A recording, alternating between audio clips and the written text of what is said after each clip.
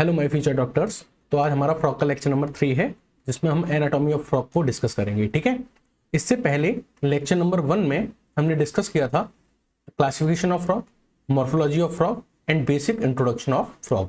Lecture number 2 में हमने discuss किया था एनाटॉमी ही डिस्कस की थी, और एनाटॉमी में हमने उसका रेस्पिरेटरी सिस्टम, डाइजेस्टिव सिस्टम और सर्कुलेटरी सिस्टम, ये सारी चीजें लेक्चर नंबर 2 में डिस्कस कर ली थी।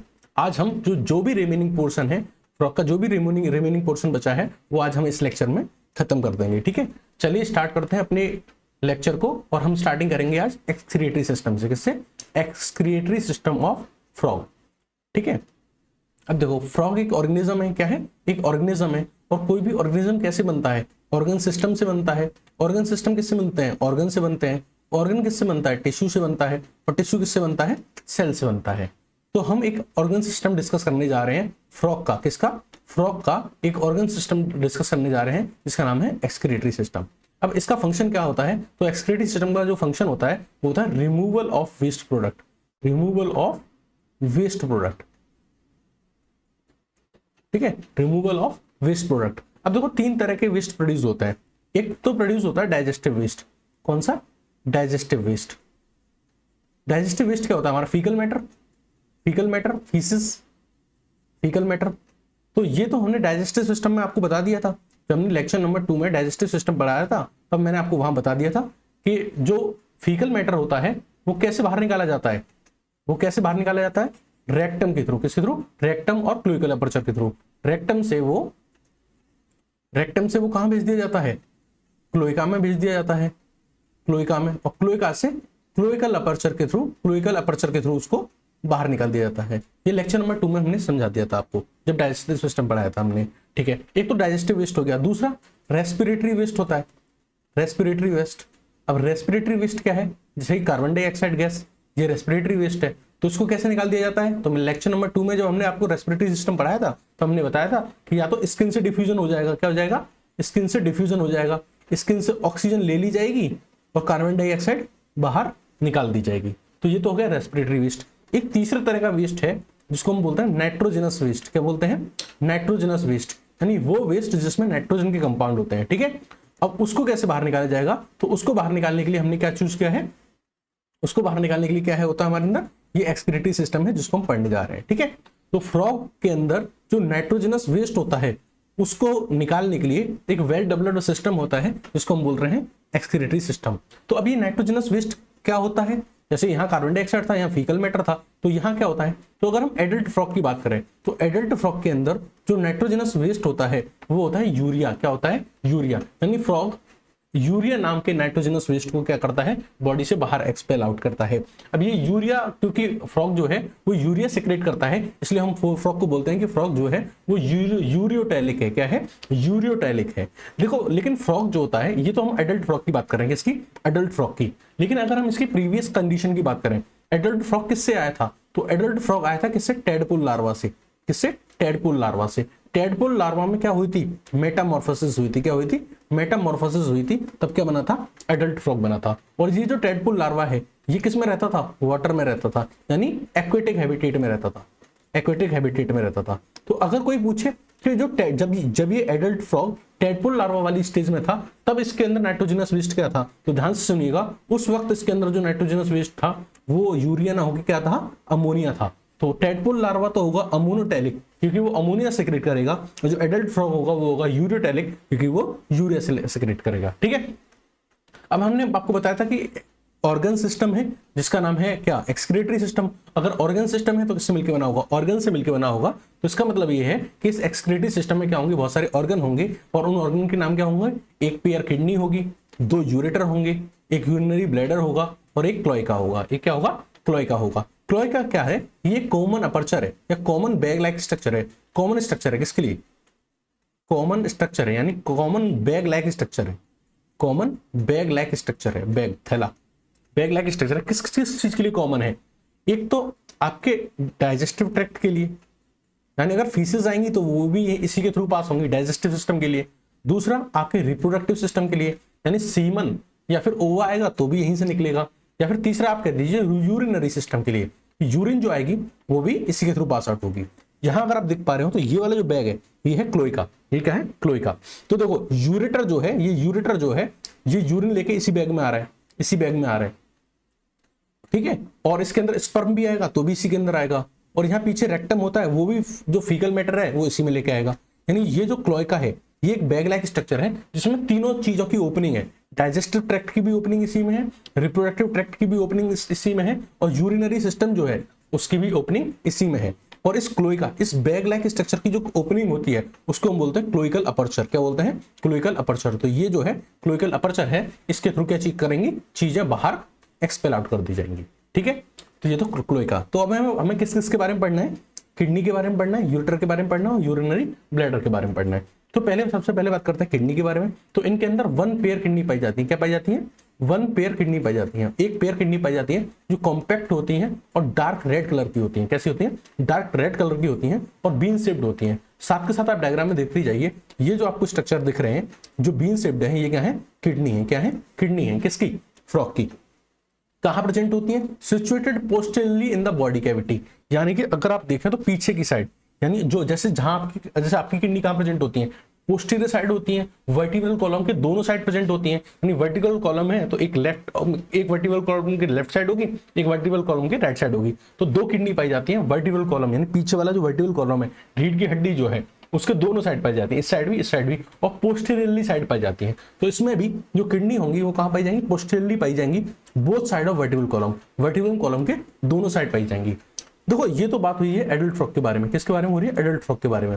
देखो जब ये एडल्ट फ्रॉग किस स्टेज में था, टेडपोल लार्वा वाली स्टेज में था। किसमें था, टेडपोल लार्वा वाली स्टेज में था। उस टाइम पे ये जो किडनी थी ये हेमेटोपोइटिक ऑर्गन की तरह भी काम कर रही थी, हेमेटोपोइटिक ऑर्गन का काम की तरह काम कर रही थी। इसका मतलब ये है उस टाइम पे ये ब्लड सेल्स का फॉर्मेशन भी कर रही थी। ब्लड सेल्स में सबसे ज्यादा फॉर्मेशन किसका, मेनली आरबीसी का फॉर्मेशन कर रही थी। तो टेडपोल लार्वा वाली स्टेज में जो ये किडनी होती है ये हेमेटोपोइटिक ऑर्गन की तरह भी काम करती है, ठीक है, हेमेटोपोइटिक ऑर्गन की तरह काम करती है और क्या बनाती है, ब्लड सेल्स बनाती है। इतनी बात समझ में आ गई। अब जो किडनी होती है वो क्या है, एक ऑर्गन है, वो क्या है, एक ऑर्गन है। और ऑर्गन किससे मिलकर बना होगा, टिश्यू से, और टिश्यू किससे मिलकर बना होंगे, सेल से। तो ये जो ऑर्गन है ये भी अल्टीमेटली किससे मिलकर बना हुआ है, सेल से मिलकर बना हुआ है। तो किडनी जिन सेल से मिलकर बनी होती है उन सेल्स को हम बोलते हैं नेफ्रॉन्स। क्या बोलते हैं, नेफ्रॉन्स या यूरिनिफेरस ट्यूब्यूल्स। क्या बोलते हैं, नेफ्रॉन्स या फिर यूनिफेरस ट्यूब्यूल्स, यूरिनिफेरस ट्यूब्यूल्स। तो जो किडनी है, ये जो आपको दिख रही है, ये जो किडनी है ये जिन सेल्स से मिलकर बनी हुई है उन सेल्स का नाम क्या है, नेफ्रॉन्स या फिर यूरिनिफेरस ट्यूब्यूल्स, ठीक है। अब इनको, नेफ्रॉन्स को कहा जाता है structural and functional unit of kidney, ठीक है। अब देखो स्ट्रक्चरल क्यों कहा जा रहा है, क्योंकि किडनी को बना कौन रहा है, यही नेफ्रॉन्स बना रही है, तो स्ट्रक्चरल यूनिट हो गई है। फंक्शनल यूनिट क्यों कहा जा रहा है, तो किडनी का काम क्या होगा, किडनी का यहाँ काम होगा ब्लड से नाइट्रोजनस वेस्ट को फिल्टर करना और क्या बनाना, यूरिन बनाना, और यूरिन के थ्रू इसको बॉडी से आउट कर देना, इस नाइट्रोजनस वेस्ट को बॉडी से आउट कर देना। तो जो यूरिन बनाने का जो काम होता है किडनी में वो किसके द्वारा किया जाता है, नेफ्रॉन्स के द्वारा किया जाता है। तो किडनी के अंदर जो ये नेफ्रॉन्स होती हैं इनके द्वारा यूरिन को फॉर्मेशन का काम किया जाता है। इसलिए किडनी में जो ये नेफ्रॉन्स होती हैं इनको स्ट्रक्चरल एंड फंक्शनल यूनिट कहा जाता है। अब इनका अमाउंट कितना होता है, ये कितनी होती हैं, तो इसके बारे में अगर बात करें तो अगर अप्रोक्सीमेटली एक किडनी में 2000 नेफ्रॉन्स होती हैं, कितनी, 2000 नेफ्रॉन्स होती हैं इन ईच किडनी, ठीक है। अब अगर हम ह्यूमन किडनी की बात करें तो ह्यूमन किडनी में कुछ स्ट्रक्चर देखे जाते हैं। ह्यूमन किडनी में अगर आप देखो तो इस तरीके के कुछ स्ट्रक्चर देखे जाते हैं जिनको हम बोलते हैं मेडुला। क्या बोलते हैं, मेडुला बोलते हैं, सॉरी इनको बोलते हैं पिरामिड्स। क्या बोलते हैं, पिरामिड्स, ठीक है। और ये जो आउटर वाला पार्ट होता है, ये वाला जो आउटर वाला पार्ट होता है इसको हम बोलते हैं कॉर्टेक्स। क्या बोलते हैं, कॉर्टेक्स। और जो अंदर वाला पार्ट होता है इसको हम बोलते हैं मेडुला। क्या बोलते हैं, मेडुला बोलते हैं। तो किडनी में कॉर्टेक्स पाया जाता है, ह्यूमंस की किडनी में, किसके बारे में बात करूं, हमारी किडनी में, ह्यूमंस की किडनी में कॉर्टेक्स पाया जाता है, अंदर वाला पार्ट मेडुला पाया जाता है, और मेडुलरी पिरामिड्स पाए जाते हैं। क्या पाए जाते हैं, मेडुलरी पिरामिड्स पाए जाते हैं। लेकिन अगर मैं फ्रॉग की किडनी की बात करूं तो फ्रॉग की किडनी में कॉर्टेक्स, मेडुला और मेडुलरी पिरामिड्स नहीं पाए जाते। ऐसे सवाल आ सकता है कि बताइए कि फ्रॉग की किडनी में कितने मेडुला होंगे, या मान लीजिए ऐसा हो सकता है कितने मेडुलरी पिरामिड्स होंगे, सॉरी ये सवाल आ सकता है कि कितने मेडुलरी पिरामिड्स होंगे। ऑप्शन दे देगा 2, 4, 8, 0। तो आंसर आपको किस पे टिक करना है, 0, क्योंकि फ्रॉग की किडनी के अंदर कॉर्टेक्स, मेडुला और पिरामिड्स नहीं होते। बात समझ आ गई, चलो आगे बात करते हैं यूरेटर के बारे में। यूरेटर क्या होता है? तो यूरेटर दो पाइपलाइन स्ट्रक्चर है, दो पाइपलाइन स्ट्रक्चर है। अगर आप यहाँ डायग्राम में देख पा रहे हो, अगर आप यहाँ डायग्राम में देख पा रहे हो, तो अगर आप इस डायग्राम में देखिए तो कहीं आपको यूरेटर दिख रहा है, आपको कहीं इस डायग्राम में यूरेटर दिख रहा है। तो अगर आप यहाँ देख पा रहे हो वेरी इजीली, ये जो दो पाइपलाइन स्ट्रक्चर है, ये और ये क्या है? यूरेटर है। कहाँ से निकलते हैं? किडनी से निकलते हैं। कहाँ जाके खुलते हैं? क्लोएका में जाके खुलते हैं। तो यूरेटर क्या है? दो पाइप है, ठीक है, जो कहाँ से निकलते हैं? किडनी से निकलते हैं। और कहाँ जाके खुलते हैं? Open into cloaca. कहाँ जाके खुलते हैं? क्लोएका में जाके खुलते हैं, ठीक है। काम क्या होता है कि ये जहाँ पे जो यूरिन है, जो किडनी से यूरिन फॉर्म हुआ है, इसको कैरी करके कहाँ ले जाएंगे? इस क्लोएका में ले जाएंगे, ठीक है। लेकिन एक बात आपको ध्यान रखनी है, फीमेल में जो होता है ये यूरेटर सिर्फ यूरिन फॉर्मेशन, यूरिन को कैरी करने का काम करता है। यानी अगर आप फीमेल की बात करो तो फीमेल के केस में जो यूरेटर है उसका काम यही है कि वो यूरिन को कहां से कहां ले जाएगा? यूरिन को किडनी से कहां ले जाएगा?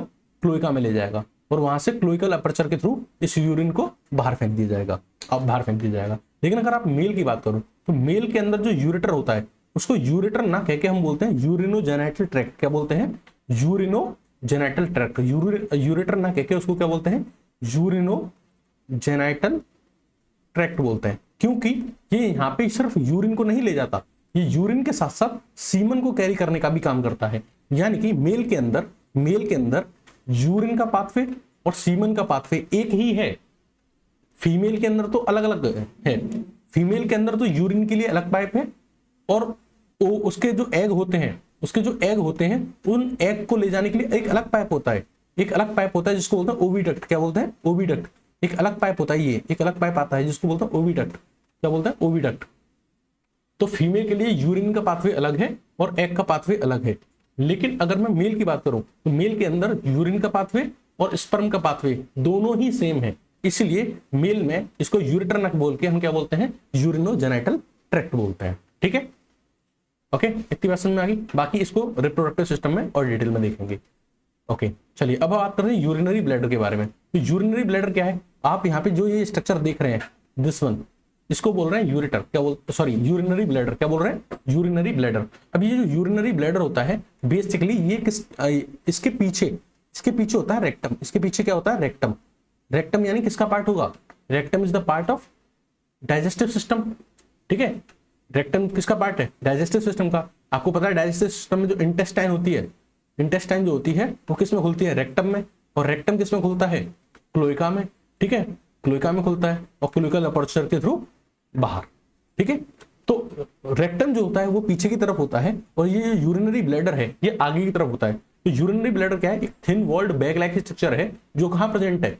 किसके आगे प्रेजेंट है? रेक्टम के आगे प्रेजेंट है। और कहां जाके खुलता है? इस क्लोएका में जाके खुलता है। अगर आपसे कोई पूछे इस यूरिनरी ब्लैडर का फंक्शन क्या है, तो इस यूरिनरी ब्लैडर का फंक्शन ये है कि इसके अंदर एबिलिटी होती है कि अपने ये जो फ्रॉकी बॉडी है उसमें वाटर बैलेंस को मेंटेन करके रखता है।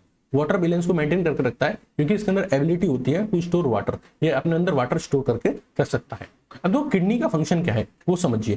किडनी क्या करती है? जो भी एक्सक्रीटरी वेस्ट होता है जो भी ब्लड में, किडनी क्या करती है फ्रॉग में, जो भी एक्सक्रीटरी वेस्ट होता है उसको क्या करती है? लेके आती है। किडनी क्या करती है? ब्लड के अंदर जो भी एक्सक्रीटरी वेस्ट होता है उसको लेके आती है और उसको फिल्टर कर देती है, और फिल्टर करके उसका यूरिन बना के कहां कर देती है? बॉडी से बाहर एक्सक्रीट आउट कर देती है। तो ये एनसीईआरटी की लाइन है जिसमें वो कहते हैं कि excretory waste are carried out by the blood. जितने भी ब्लड में एक्सक्रीटरी वेस्ट होते हैं वो उनको हम लेके आते हैं, और कहां लेके आते हैं? किडनी में लेके आते हैं। किडनी उन वेस्ट को क्या करती है? फिल्टर करती है, और फिल्टर करके यूरिन बना के उनको क्या कर देती है? बॉडी से एक्सक्रीट आउट करती है।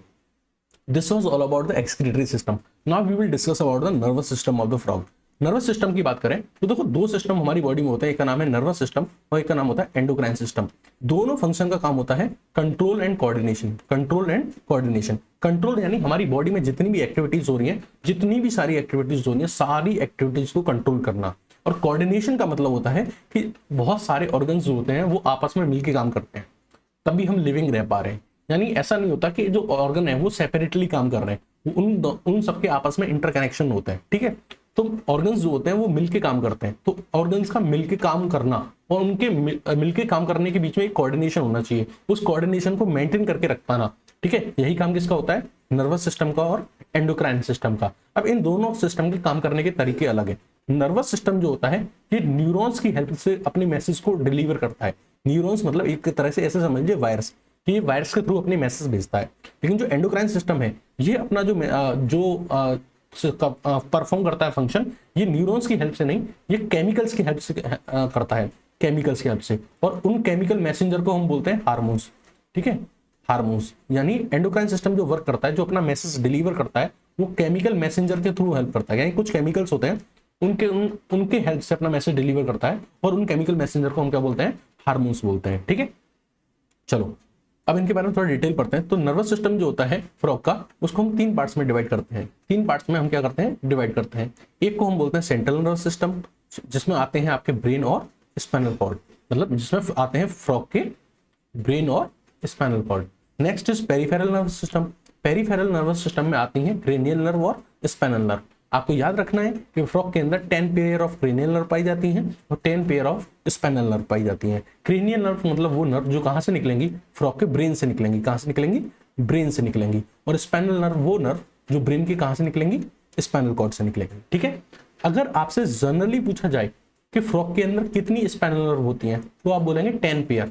लेकिन अगर वो स्पेसिफिकली राना टिग्रिना के बारे में बात करें, जो मोस्ट कॉमन फ्रॉग है इंडिया में, तो राना टिग्रिना के अंदर 9 पेयर ऑफ स्पाइनल नर्व पाई जाती हैं। ठीक है, याद रखना इस बात को।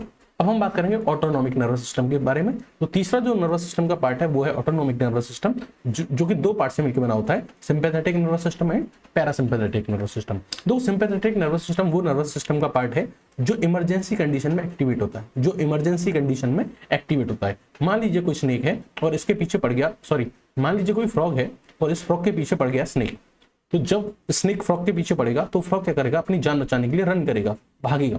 तो उस टाइम पे इसकी बॉडी के अंदर इमरजेंसी सिस्टम एक्टिवेट है, इमरजेंसी गेयर इसमें लगे हुए हैं, और वो क्या है, सिंपैथेटिक नर्वस सिस्टम है। लेकिन मान लीजिए फ्रॉग ने जैसे तैसे अपनी जान बचा ली स्नेक से, तो अब क्या वो इमरजेंसी गेयर हमेशा पड़ी रहेंगे, नहीं। वो क्या करेगा, नॉर्मल सी रिस्टोर करेगा। क्या करेगा, नॉर्मल सी रिस्टोर करेगा। और ये जो नॉर्मल सी रिस्टोर होती है ये किसकी हेल्प से होती है, पैरासिम्पैथेटिक नर्वस सिस्टम की हेल्प से। इतनी बात समझ में आ गई, इतनी बात समझ में आ गई। चलो अब बात करते हैं सेंट्रल नर्वस सिस्टम के बारे में। तो पहले सिस्टम के बारे में, इसको थोड़ा डिटेल में पढ़ते हैं। अगर हम फ्रॉग के सेंट्रल नर्वस सिस्टम के बारे में बात करें तो इसको हम 2 पार्ट्स में डिवाइड करते हैं। एक को बोलते हैं ब्रेन और एक को बोलते हैं स्पाइनल कॉर्ड। अब देखो होता क्या है कि जो जैसे हमारा जो ब्रेन है वो एक बोनी स्ट्रक्चर में कवर्ड है, बोनी स्ट्रक्चर के अंदर रखा हुआ है। इस बोनी स्ट्रक्चर को बोलते हैं स्कल या फिर क्रेनियम। ठीक है, क्रेनियम बोल दीजिए, स्कल बोल दीजिए, या फिर ब्रेन बॉक्स बोल दीजिए। तो उसी तरीके से फ्रॉग का जो ब्रेन होता है वो भी क्या होता है, एनक्लोज होता है एक बोनी स्ट्रक्चर में। उस बोनी स्ट्रक्चर को हम बोलते हैं क्रेनियम या फिर ब्रेन बॉक्स। क्या बोलते हैं, क्रेनियम या ब्रेन बॉक्स। मान लीजिए कि ये एक बैग लाइक स्ट्रक्चर है, ये एक बोनी स्ट्रक्चर है जिसका नाम है क्रेनियम या फिर स्कल, ब्रेन बॉक्स। क्रेनियम बोल दीजिए, स्कल बोल दीजिए, या फिर ब्रेन बॉक्स बोल दीजिए। तो ये है क्रेनियम या फिर ब्रेन बॉक्स। ठीक है, ये क्या बोनी स्ट्रक्चर है, क्या है, बोनी स्ट्रक्चर है, जिसको हम क्या बोलते हैं, क्रेनियम या फिर ब्रेन बॉक्स बोलते हैं। इसके अंदर ये रखा हुआ है ब्रेन, इसके अंदर ये क्या रखा हुआ है, ब्रेन रखा हुआ है। ठीक है, अच्छा तो अब क्या होगा, ब्रेन के बारे में बात करते हैं। तो ब्रेन के होते हैं 3 पार्ट। यहाँ ब्रेन के कितने होते हैं, 3 part, fore brain, mid brain और हाइंड ब्रेन। अब देखो फोर ब्रेन जो होता है इसके फर्दर होते हैं 3 पार्ट्स। फोर ब्रेन में आते हैं सेरिब्रल हेमिस्फीयर। तो यहाँ होता है एक राइट सेरिब्रल हेमिस्फीयर और एक लेफ्ट सेरिब्रल हेमिस्फीयर। तो राइट और लेफ्ट 2 सेरिब्रल हेमिस्फीयर पाए जाते हैं। देखो जो ह्यूमंस होते हैं, ह्यूमंस के अंदर भी 2 सेरिब्रल हेमिस्फीयर पाए जाते हैं, और वो दोनों कनेक्ट होते हैं कॉर्पस कैलोजम से। किससे, कॉर्पस कैलोजम से। अब ये जो कॉर्पस कैलोजम है, ये वाला, ये कॉर्पस कैलोजम है, ये फ्रॉग के अंदर एब्सेंट होती है। फ्रॉग के अंदर क्या होती है, एब्सेंट होती है। ध्यान से सुनना, फ्रॉग के अंदर कॉर्पस कैलोजम नहीं पाई जाती है, जो दोनों सेरिब्रल हेमिस्फीयर को क्या करती है, कनेक्ट करती है। फ्रॉग के अंदर ऑल्फैक्टरी लोब्स पाए जाते हैं, किसके लिए, ऑल्फैक्टरी लोब्स जो होते हैं ये बेसिकली स्मेल के लिए रिस्पॉन्सिबल होते हैं। अनपेयर्ड डायंसेफेलॉन पाया जाता है फ्रॉग के अंदर। क्या पाया जाता है, अनपेयर्ड डायंसेफेलॉन। देखो ह्यूमंस के अंदर यानी हमारे अंदर पेयर्ड डायंसेफेलॉन पाया जाता है। क्या पाया जाता है, पेयर्ड डायंसेफेलॉन पाया जाता है। और डायंसेफेलॉन क्या है, डायंसेफेलॉन क्या है, मान लीजिए एक रूम लाइक स्ट्रक्चर होता है। क्या होता है, एक रूम लाइक स्ट्रक्चर होता है जिसमें ऊपर वाले पार्ट को हम बोलते हैं थैलेमस। ठीक है, नीचे वाले पार्ट को बोलते हैं ऊपर वाले पार्ट को हम बोलते हैं एपिथैलेमस, एपिथैलेमस। ठीक है, एपिथैलेमस। नीचे वाले पार्ट को हम बोलते हैं हाइपोथैलेमस। ठीक है, और ये जो पार्ट होते हैं इनको बोलते हैं थैलेमस। इनको क्या बोलते हैं, थैलेमस। ऊपर वाला एपिथैलेमस, नीचे वाला हाइपोथैलेमस, और जो वॉल्स हैं इसको बोलते हैं थैलेमस। ठीक है। ये इस तरह का जो पेयर डायंसिफेलॉन है ये हमारे अंदर पाया जाता है, ह्यूमंस के अंदर पाया जाता है। लेकिन अगर हम फ्रॉग की बात करें तो फ्रॉग के अंदर अनपेयर्ड डायंसिफेलॉन पाया जाएगा। कैसा? अनपेयर्ड। देखो एक एक लाइन इंपॉर्टेंट होती है एनसीईआरटी की, यहाँ आपको ये भी मार्क करना है कि अनपेयर्ड होता है। स्टेटमेंट में यही क्वेश्चन उठ के आ जाएगा, paired diencephalon found in central nervous system of the frog. और आपको अगर पेयर्ड अनपेयर्ड वाली वर्ड ही नहीं पता होगा तभी आप गलती कराएंगे स्टेटमेंट टाइप क्वेश्चन में, ठीक है। अगर हम मिड ब्रेन की बात करें तो जो मिड ब्रेन होता है फ्रॉग का, उसमें पाया जाता है ऑप्टिक लोब। ऑप्टिक लोब जो होता है वो विजन के लिए होता है। ध्यान से सुनना, फ्रॉग का जो ऑप्टिक लोब होता है उसमें दो लोब होते हैं। कितने होते हैं? 2 लोब होते हैं। लेकिन ह्यूमंस का जो ऑप्टिक लोब होता है उसमें 4 लोब पाए जाते हैं, ठीक है। चलो अब बात करते हैं हैंड ब्रेन के बारे में। तो हैंड ब्रेन जो होता है फ्रॉग का, उसमें होता है सेरिबेलम होता है और मेडुला ऑब्लोंगेटा होता है। लेकिन अगर आप ह्यूमंस के हैंड ब्रेन की बात करो, ह्यूमंस का जो हैंड ब्रेन है उसमें पाया जाता है पोन्स, मेडुला ऑब्लोंगेटा और सेरिबेलम। तो यहाँ पे क्या प्रेजेंट नहीं है? यहाँ पे क्या प्रेजेंट नहीं है? पोन्स प्रेजेंट नहीं है। तो ध्यान रखना, फ्रॉग के ब्रेन में पोन्स नहीं पाई जाती है, पोन्स नहीं पाई जाती है। अब देखो हमने आपको क्या बताया, हमने आपको बताया कि जो फ्रॉग का जो ब्रेन है वो किसके अंदर है? क्रेनियम के अंदर है या फिर ब्रेन बॉक्स के अंदर है, ठीक है। अब ये मान लीजिए ये क्या है, क्रेनियम है या फिर ब्रेन बॉक्स है, ठीक है। इसकी एक ओपनिंग होती है, इस ओपनिंग को हम बोलते हैं फोरामेन मैग्नम। क्या बोलते हैं? Foramen magnum. यहाँ लिखा हुआ है, ठीक है, फोरामेन मैग्नम बोलते हैं, लिख देते हैं फोरामेन मैग्नम बोल देते हैं। इस ओपनिंग को क्या बोलते हैं? फोरामेन मैग्नम, ठीक है। अब देखो इस क्रेनियम या ब्रेन बॉक्स के अंदर, इस क्रेनियम या ब्रेन बॉक्स के अंदर क्या है? ब्रेन है। ये क्या है? ब्रेन है। और मान लीजिए ये मेडुला ऑब्लोंगेटा है। ये क्या है? मेडुला ऑब्लोंगेटा है। अब ये जो मेडुला ऑब्लोंगेटा है यही आगे कंटिन्यू करता है एज स्पाइनल कॉर्ड। किसकी तरह कंटिन्यू करता है? स्पाइनल कॉर्ड की तरह, स्पाइनल कॉर्ड की तरह कंटिन्यू करता है। तो ये था ब्रेन और ये है स्पाइनल कॉर्ड। ब्रेन को कौन प्रोटेक्ट कर रहा है? ब्रेन को कौन बचा रहा है? तो ब्रेन को बचा रहा है ये क्रेनियम या फिर आप कह दीजिए ब्रेन बॉक्स, क्रेनियम या फिर ब्रेन बॉक्स बचा रहा है। तो इस स्पाइनल कॉर्ड को भी बचाने वाला कोई होना चाहिए। तो इस स्पाइनल कॉर्ड को कौन बचाएगा? तो इस स्पाइनल कॉर्ड को बचाने के लिए होता है वर्टिब्रल कॉलम। क्या होता है? Vertebral column, vertebral column.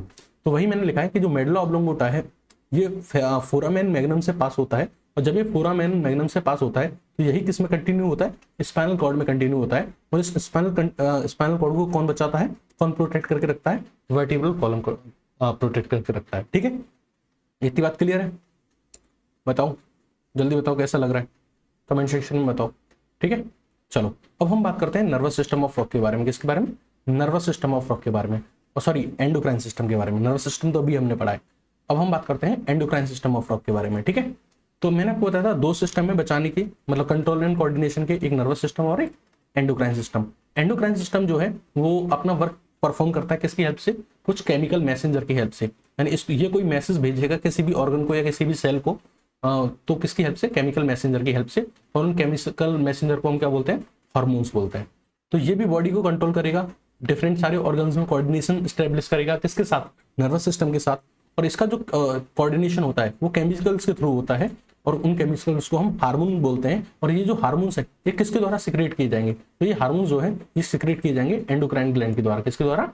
Endocrine gland के द्वारा, ठीक है। अब कौन कौन सी एंडोक्राइन ग्लैंड्स हैं जो फ्रॉग के अंदर पाई जाती हैं? तो फ्रॉग के अंदर पाई जाती है pituitary gland, thyroid gland, parathyroid gland, thymus, pineal body, pancreatic islets and adrenals and gonads. तो ये सारी एंडोक्राइन ग्लैंड्स हैं जो फ्रॉग के अंदर पाई जाती हैं, ठीक है। अब हम एक बहुत इंपॉर्टेंट और इंटरेस्टिंग सिस्टम डिस्कस करेंगे फ्रॉग का, दैट इज रिप्रोडक्टिव सिस्टम, ठीक है। फ्रॉग का रिप्रोडक्टिव सिस्टम बहुत ही इंटरेस्टिंग है। अब इसमें फ्रॉग के अंदर क्या पाए जाते हैं? 2 तरह के रिप्रोडक्टिव सिस्टम पाए जाते हैं, मेल एंड फीमेल। दोनों तरह के रिप्रोडक्टिव सिस्टम क्या होते हैं? वेल ऑर्गेनाइज्ड होते हैं, वेल एस्टेब्लिश्ड होते हैं, ठीक है।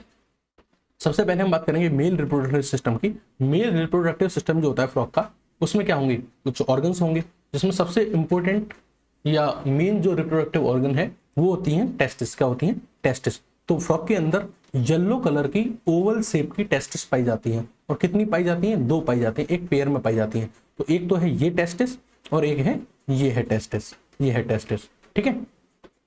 और क्या पाया जाता है? इस टेस्टिस से निकली होती हैं कुछ ट्यूब्स जिनको हम बोलते हैं वास एफरेंसिया। क्या बोलते हैं? वास एफरेंसिया, ठीक है। तो ये क्या है? वास एफरेंसिया। ये क्या है? वास एफरेंसिया। ध्यान से सुनना, वास एफरेंसिया, ठीक है। अब ये वास एफरेंसिया जो है वो किसके अंदर जा रही हैं? तो ये वास एफरेंसिया जा रही है किडनी के अंदर, किडनी के अंदर। किसके अंदर जा रही है? किडनी के अंदर जा रही है। तो इसको मैं और थोड़ा डिटेल में समझाऊं तो आप इसको यहाँ देखिए, ये है आपकी टेस्टिस, जो यहाँ पे मैंने टी लिखा है ये टेस्टिस है।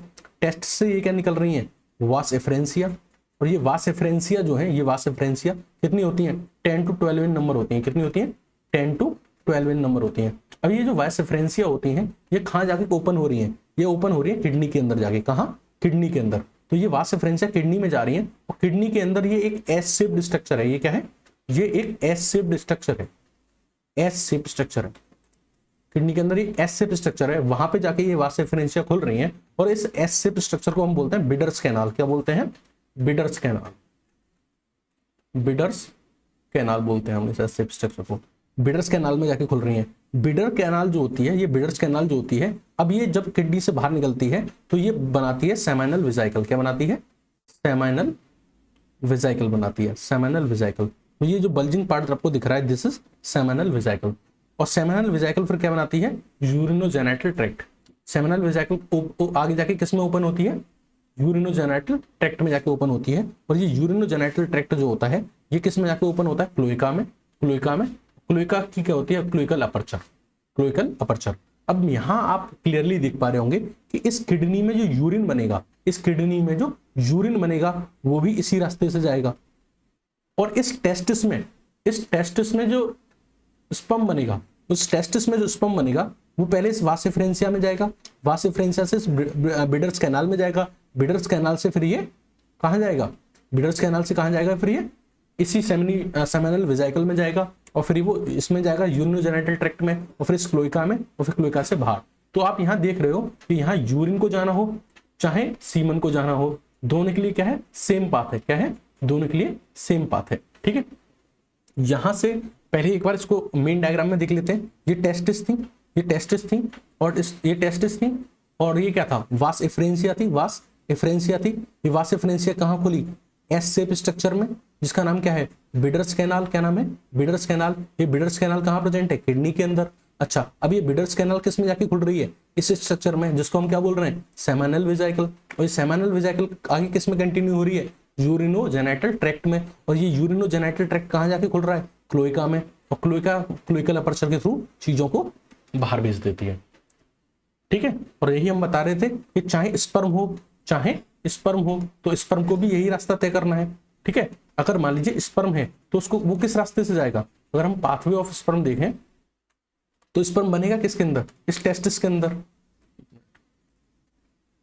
जो स्पर्म है ये टेस्टिस के अंदर बनेगा, टेस्टिस से कहां जाएगा, ये वास एफरेंसिया में जाएगा, वास एफरेंसिया से कहां जाएगा, किडनी के अंदर बिडर्स कैनाल में, और बिडर्स कैनाल से ये कहां जाएगा, इस सेमिनल वेसिकल में, सेमिनल वेसिकल से कहां जाएगा, यूरिनोजेनिटल ट्रैक्ट में, यूरिनोजेनिटल ट्रैक्ट से कहां जाएगा, क्लोएका में, और क्लोएका से क्लोएकल अपर्चर के थ्रू बाहर निकल जाएगा। तो हम पाथवे लिख लेते हैं, pathway of semen, pathway of semen या फिर स्पर्म।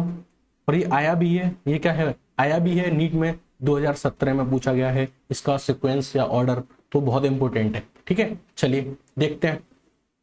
तो सबसे पहले टेस्टिस में क्या बनेगा, टेस्टिस में होगा स्पर्म। ठीक है, टेस्टिस से कहां जाएगा, ये वास एफरेंसिया में, वास एफरेंसिया से कहां जाएगा, ये किडनी के अंदर, किडनी के अंदर, किडनी में भी कहां जाएगा, बिडर्स कैनाल में, किसमें, बिडर्स कैनाल में, बिडर्स कैनाल में, और बिडर्स कैनाल से ये कहां जाएगा,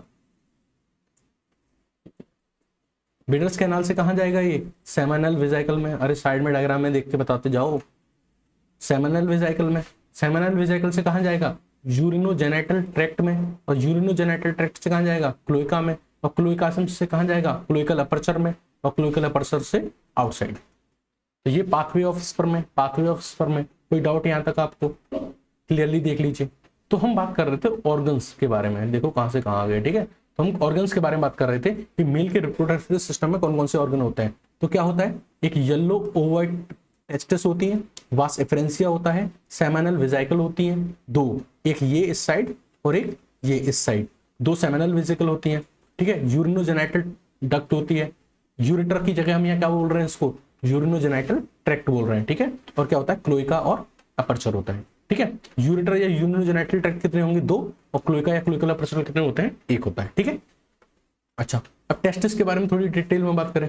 ठीक है, टेस्टिस के बारे में, तो टेस्टिस के हमने बता दी 1 पेयर होती हैं, येलो ओवर्ड होती हैं। ठीक है, अच्छा ये जो टेस्टिस होती हैं ये किडनी से अटैच रहती हैं। ये जो टेस्टिस हैं ये कहाँ है, किडनी से अटैच है, किडनी से अटैच है तो कोई टेप होना चाहिए इन दोनों को अटैच करने वाला। जो टेप होता है, ये जो टेप होता है जो किडनी से अटैच करता है टेस्टिस को, ये एक तरह से पेरिटोनियम है, पेरिटोनियम का फोल्ड है, और इस पेरिटोनियम के फोल्ड को हम बोलते हैं मेसोर्कियम। क्या बोलते हैं? मेसोर्कियम। ये बहुत इंपॉर्टेंट है, ये बहुत इंपॉर्टेंट है, आप इसको बहुत ही इंपॉर्टेंटली याद कर लीजिए कि जो किडनी होती है वो टेस्टिस को अपने से अटैच करके रखती है, या फिर आप ये कह दीजिए जो टेस्टिस होती है वो किडनी से अटैच रहती है और जिस टेप से अटैच रहती है उसको हम बोलते हैं मेसोर्कियम। क्या बोलते हैं? मेसोर्कियम। आप यहाँ एक चीज देख पा रहे हैं क्लियरली कि जो किडनी है और जो टेस्टिस है उनके बीच में दो कम्युनिकेशन है, दो रिलेशन है। एक है स्ट्रक्चरल रिलेशन और एक है फंक्शनल रिलेशन। स्ट्रक्चरल रिलेशन इसलिए है क्योंकि जो किडनी है और जो टेस्टिस है वो दोनों एक दूसरे से अटैच है, तो ये तो हो गया स्ट्रक्चरल रिलेशन। और अटैच किसकी हेल्प से है? मेसोर्कियम की हेल्प से, इस मेसोर्कियम की हेल्प से। दूसरा, इनके बीच में फंक्शनल कम्युनिकेशन भी है। फंक्शनल कम्युनिकेशन इसलिए है कि जो स्पर्म है, अगर ये जो स्पर्म है जब ये अपने पाथवे में जाता है तो इसके पाथवे में किडनी आती है, यानी स्पर्म को अगर बाहर जाना है तो इसको किडनी के थ्रू होके जाना पड़ेगा। ठीक है, मैंने देखा ना यहाँ पे ये जो पाथवे आप देख रहे हैं, तो इस स्पर्म को, जो टेस्टिस में जो स्पर्म बन रहा है, इसको किडनी के थ्रू होके जाना पड़ रहा है। इसलिए क्या है? कम्युनिकेशन, फंक्शनल कम्युनिकेशन भी प्रेजेंट होता है किसके बीच में? किडनी के बीच में और टेस्टिस के बीच में। किसके अंदर? मेल फ्रॉग के अंदर। दोनों, स्ट्रक्चरल कम्युनिकेशन भी और फंक्शनल कम्युनिकेशन भी। अच्छा, वासिफ्रेंसिया के बारे में बता दिए थे कि 10 से 12 नंबर होती हैं। वासिफ्रेंसिया जो होती हैं वो कितनी होती हैं? 10 से 12 होती हैं। ये जो आप देख रहे हैं ये क्या है? वासिफ्रेंसिया है। ये किसमें कंटिन्यू होती हैं? बिडर्स कैनाल में कंटिन्यू हो जाती हैं। किसके अंदर? किडनी के अंदर। उसके बाद ये किसमें कंटिन्यू होती हैं? सेमिनल वेसिकल में। उसके बाद कंटिन्यू होती हैं किसमें? यूरिनोजेनिटल ट्रैक्ट में। और फिर ये फाइनली कहाँ जाके खुलती हैं? क्लोएका में जाके ओपनिंग होती है। ठीक है, चलिए अब बात करते हैं पाथवे ऑफ मेल गैमेट की, यानी स्पर्म की। वो हम आपको बता ही चुके हैं। वो हम आ जाते हैं अपने फीमेल रिप्रोडक्टिव सिस्टम के ऊपर।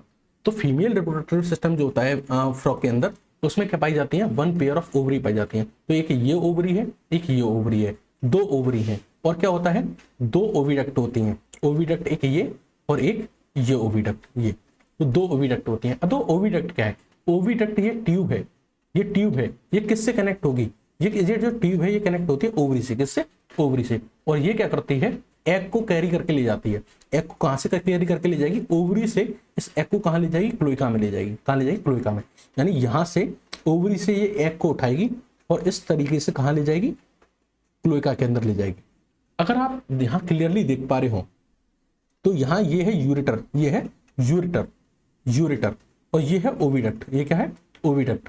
तो यहां यूरेटर अलग है और ओविडक्ट अलग है, यानी कि यूरिन के लिए पाथ अलग है और एग के लिए पाथ अलग है। किसके अंदर? फीमेल के अंदर, फीमेल फ्रॉग के अंदर। लेकिन मेल फ्रॉग के अंदर ऐसा नहीं था। अगर आप ऊपर देख के आए हो तो मेल फ्रॉग के अंदर एक ही पाथवे था, एक ही पाथवे था। इसी पाथवे से यूरिन जाएगा, इसी पाथवे से सीमन जाएगा। लेकिन फीमेल के अंदर अगर आप देख पा रहे हो तो यूरिन के लिए एक अलग पाथ है। यूरिन के लिए ये है यूरेटर और सीमन के लिए क्या है? सॉरी, यूरिन के लिए है ये यूरेटर और जो एग है, एग के लिए ये एक जो पाइप है, ये जो पाइप जा रहा है, ये जो है इसको बोलते हैं ओविडक्ट। यानी सेपरेट पाथवे है, सेपरेट पाथवे है। ठीक है, तो एक पेयर ऑफ ओविडक्ट पाई जाती है और ओविडक्ट कहां जाके खुलती है? क्लोएका या फिर क्लोइकल अपर्चर में जाके खुलती है। यहाँ से इन एग्स को क्या कर दिया जाता है? बाहर निकाल दिया जाता है with the help of cloacal aperture. अब यहाँ आप एक चीज और देख पा रहे होगे कि जो एग है, अगर हम उस एग का पाथवे देखें, तो एग कहां बनेगा? ओवरी में। कहां बनेगा? ओवरी में। ओवरी से कहां जाएगा? इस ओविडक्ट के अंदर। ओविडक्ट का जो ऊपर वाला हिस्सा होता है, सकिंग लाइक स्ट्रक्चर, इसको बोलते हैं ऑस्टियम। तो ओवरी से कहां जाएगा? ऑस्टियम में। ऑस्टियम से कहां जाएगा? ओविडक्ट में। कहां? ओविडक्ट में। और ओविडक्ट से कहां जाता है? एक बैग लाइक स्ट्रक्चर में जिसको बोलते हैं ओविसेक। ये ओविसेक, तो वहां से कहां जाएगा? ओविसेक में। एक मिनट, ओविडक्ट से कहां जाएगा? ओविसेक में। ओविसेक में। और ओविसेक से कहां जाएगा? क्लोइका में। क्लोइका में। और क्लोइका से क्लोइकल अपर्चर के थ्रू बाहर। तो यहां अगर आप पाथवे देख पा रहे हो, पाथवे यहां आप क्लियरली देख पा रहे हो, तो जो एग होगा वो पहले यहाँ ओवरी में बनेगा, ओवरी से इस ऑस्टियम के थ्रू फिर कहां? ओविडक्ट में। ओविडक्ट से फिर इस ओविसेक में, ओविसेक से फिर इस क्लोइका में, और क्लोइका से क्लोइकल अपर्चर के थ्रू बाहर। तो यहाँ एग का पाथवे आप देख रहे हैं, ovary, ostium, oviduct, ovisac, cloaca and cloacal aperture. तो आप यहाँ कहीं भी देख रहे हो, कहीं भी किडनी नहीं आ रही है। यानी एग जब ट्रेवल करता है अपने पाथवे में तो कहीं भी किडनी नहीं आती है। लेकिन जब स्पर्म ट्रेवल कर रहा था अपने पाथवे में तो उसको किडनी के अंदर जाना पड़ रहा था। तो यहाँ एक चीज क्लियर होगी कि यहाँ फंक्शनल कम्युनिकेशन नहीं है, यहाँ ओवरी और किडनी के बीच में फंक्शनल कम्युनिकेशन नहीं है, लेकिन स्ट्रक्चरल कम्युनिकेशन है। स्ट्रक्चरल कम्युनिकेशन इसलिए है कि जो ओवरी है, यहाँ आप ये देख रहे हो ये किडनी है, तो ओवरी किडनी क्या होती है, आपस में एक दूसरे से अटैच रहती हैं, इतनी बात समझ आ गई। तो अगर हम मेल के बारे में बात करें, तो मेल फ्रॉग के बारे में बात करें, तो वहां पे स्ट्रक्चरल और फंक्शनल दोनों कम्युनिकेशन थे, किसके बीच में, किडनी के बीच में और टेस्टिस के बीच में। लेकिन अगर फीमेल फ्रॉग के बारे में बात करें, तो फीमेल फ्रॉग में सिर्फ स्ट्रक्चरल कम्युनिकेशन होता है, फंक्शनल कम्युनिकेशन नहीं होता। किस किसके बीच में, किडनी के बीच में और ओवरी के बीच में। बात समझ आ रही, क्योंकि यहाँ पे सिर्फ स्ट्रक्चरल कनेक्शन है। स्ट्रक्चरल कनेक्शन इसलिए है क्योंकि जो ओवरी है वो किडनी से अटैच है, लेकिन कोई फंक्शनल कनेक्शन नहीं है, क्योंकि इस एग को किडनी के थ्रू नहीं जाना पड़ रहा है जब ये अपने पाथवे में ट्रेवल करती है। ठीक है, तो ओविडक्ट हमने बता दिया। ओविडक्ट क्या होता है, एक पेयर ऑफ ट्यूब होती है जो कहां से कहां एक्सटेंड करती है, फ्रॉम ओवरी टू क्लोएका। अच्छा, अगर हम बात करें एक फीमेल के बारे में, एक मैच्योर फीमेल के बारे में, तो एक मैच्योर फीमेल फ्रॉग जो होगी, वो उसकी जो ओवरी होगी वो एक बार में कितने एग ले करती है, 2500 से 3000, 2500 टू 3000, यानी 2500 से 3000 के करीब ओवा जो होते हैं वो एक बार में क्या करती है, रिलीज करती है। ठीक है, चलिए अब हम बात करें पाथवे ऑफ एग का, तो हम आपको बता चुके हैं। अब हम बात करते हैं इनके फर्टिलाइजेशन के बारे में। तो फ्रॉग में जो फर्टिलाइजेशन होता है वो एक्सटर्नल फर्टिलाइजेशन पाया जाता है। कौन सा फर्टिलाइजेशन पाया जाता है, एक्सटर्नल फर्टिलाइजेशन पाया जाता है, और ये कहाँ होता है, वाटर में होता है। मेल क्या होता है, अपने जो मेल होता है वो अपना स्पर्म वाटर में छोड़ देता है, और जो फीमेल होती है वो अपना ओवम वाटर में छोड़ देते हैं। दोनों कंबाइन करते हैं और क्या बना लेते हैं, जायगोट बना लेते हैं। ये जो जायगोट होता है ये कन्वर्ट होता है किसमें, टेडपोल लार्वा में। किसमें, टेडपोल लार्वा में। टेडपोल लार्वा फिर जो होता है इसमें के अंदर होती है मेटामॉर्फोसिस, और ये कन्वर्ट हो जाता है एडल्ट फ्रॉग में। किसमें, एडल्ट फ्रॉग में। ठीक है, तो ये अगर आप इनका डेवलपमेंट है, क्योंकि यहाँ पे टेडपोल लार्वा बन रहा है, तो ये डेवलपमेंट जो होगा वो कैसा होगा, इनडायरेक्ट डेवलपमेंट होगा। कैसा होगा, इनडायरेक्ट डेवलपमेंट होगा। अब ये होता कैसे, देखो जो फीमेल होती है उसकी बॉडी के ऊपर, ये मान लीजिए फीमेल है, इसकी बॉडी के ऊपर मेल फ्रॉग आके बैठता है ड्यूरिंग कॉपुलेशन और ड्यूरिंग मेटिंग। ठीक है, अब फ्रॉग क्या करता है, अपनी जो बॉडी होती है, अपना जो ट्रंक वाला पोर्शन होता है, उसकी हेल्प से जो फीमेल की जो ट्रंक है उस पर प्रेशर लगाता है। यानी ये फीमेल है, ये मेल है, मेल फीमेल के ऊपर आता है, फिर मेल क्या करता है, अपने ट्रंक वाले पोर्शन से फीमेल के ट्रंक के पोर्शन पर प्रेशर लगाता है। जब प्रेशर लगाता है तो इस प्रेशर की वजह से फीमेल की जो ओवरी होती है उसके अंदर से ओवम बाहर आते हैं, जो एग होते हैं वो बाहर आते हैं। ठीक है, और वो बाहर कहाँ आते हैं, क्लोइकल अपर्चर के थ्रू बाहर वाटर में आ जाते हैं। तो जैसे ही एग बाहर आते हैं, मेल भी क्या करता है, अपना जो स्पर्म होता है उसको क्या कर देता है, बाहर सिक्रेट कर देता है, और वाटर में ही क्या होता है, स्पर्म और ओवम की मीटिंग होती है और जायगोट का फॉर्मेशन होता है। ठीक है, इतनी बात क्लियर है। चलो अब हम बात करते हैं कुछ सेंसरी सिस्टम के बारे में, कि फ्रॉग के अंदर क्या पाए जाते हैं, सेंसरी सिस्टम पाए जाते हैं। एनवायरनमेंट को सेंस करने के लिए कुछ सिस्टम पाए जाते हैं। बहुत सारे सेंस ऑर्गन होते हैं, जिसमें एक टच का होता है, टच के फीलिंग के लिए सेंसरी पेपिलाई होते हैं, टेस्ट के लिए इनके अंदर टेस्ट बड होते हैं, स्मेल के लिए इनके अंदर नेजल एपिथेलियम होती हैं, विजन के लिए इनके अंदर आई पाई जाती हैं, और हियरिंग के लिए इनके पास क्या पाया जाता है, टिम्पेनम पाया जाता है, जो कि इनके ईयर को रिप्रेजेंट करता है। ठीक है, अगर आपने फ्रॉग की बॉडी देखी हो तो फ्रॉग की बॉडी में आई के पास, ये तो मान लीजिए आई है, आई के पास एक और स्ट्रक्चर प्रेजेंट होता है जिसको हम टिम्पेनम बोलते हैं, जो उनके ईयर को रिप्रेजेंट करता है। देखो, टच के लिए सेंसरी पेपिलाई है, टेस्ट के लिए टेस्ट बर्ड है, स्मेल के लिए नेजल एपिथेलियम है, विजन के लिए इनके पास आई है, और हियरिंग के लिए इनके पास क्या है, टिम्पेनम है, जो कि इनके ईयर को रिप्रेजेंट करता है। यहाँ आप इन सारे स्ट्रक्चर को देख रहे होते हैं, ये इतने सारे वेल डेवलप्ड नहीं है, ये सारे इतने वेल डेवलप्ड स्ट्रक्चर नहीं है, बस न्यूरॉन्स की एंडिंग्स है। लेकिन अगर आप यहाँ देखो, इनके अंदर आई जो होती है और जो ईयर होता है वो वेल डेवलप्ड होता है।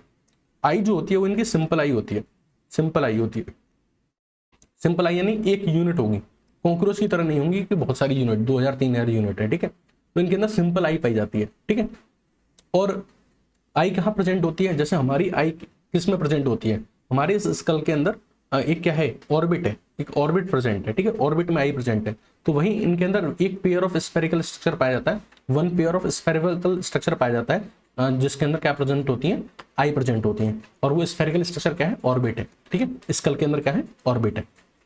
वो आई जो होती है वो सिंपल होती है, सिर्फ 1 यूनिट होता है उसमें। ठीक है, अगर इनके ईयर की बात करें, एक मिनट,